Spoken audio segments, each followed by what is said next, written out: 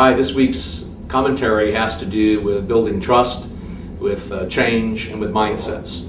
In a few days' time, we're going to be saturated in the airwaves and in the media of stories coming out of the World Economic Forum in Davos, Switzerland. And here, 1,000 elites from around the world are going to get together, and their topic this year is rethinking, rebuilding, and redesigning an international system, a new international system. It's going to be tougher to do than we think, and the reason for that is because of the tremendous gaps between the expectations and the hopes and fears of the West and the East. And we're going to have to learn how to talk to each other in a much better way, in a much truer way. And I start with an article that some of you may have seen in the Financial Times not too long ago, written by one of Hong Kong's leading business leaders, Ronnie Chan, called "The West Preaching to the East Must Stop."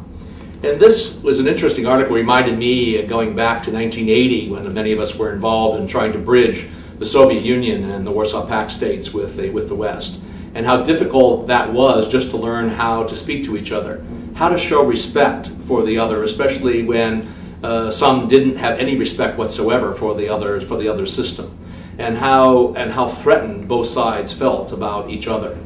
Now, fast forward to today, what we see is not since 1800 has the East, has Asia, risen as it has today. Back in 1800, over half the world trade was conducted by India and China. Then the West had its ascendancy, we had great power, and we're used to having things put in our frameworks, in logics that we understand. We are not used to showing a great deal of respect for other approaches or ways to do it.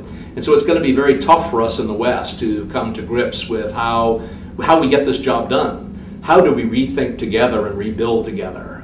The EastWest Institute, of course, was predicated on the idea that it can be done, and that is the work that we're trying to do. And the way to do it, I think, is to focus on specific areas where we have very, very strong mutual interest. One of the big ones for 2010 is clearly going to be weapons of mass destruction, nuclear proliferation. Coming up in a few months in Europe will be the start of the Nuclear Proliferation Review Conference, a huge opportunity for the global community to come together, where Iran and others will be sitting down together with Russia and China and the United States and Europe and others. We have huge opportunities in these kinds of situations to begin to address the kinds of issues, to deal with what Ronnie Chan talked about in terms of listening and not preaching to each other, and to understand that the world is fundamentally different, and that only together, by working on common problems, are we going to be able to have a successful future.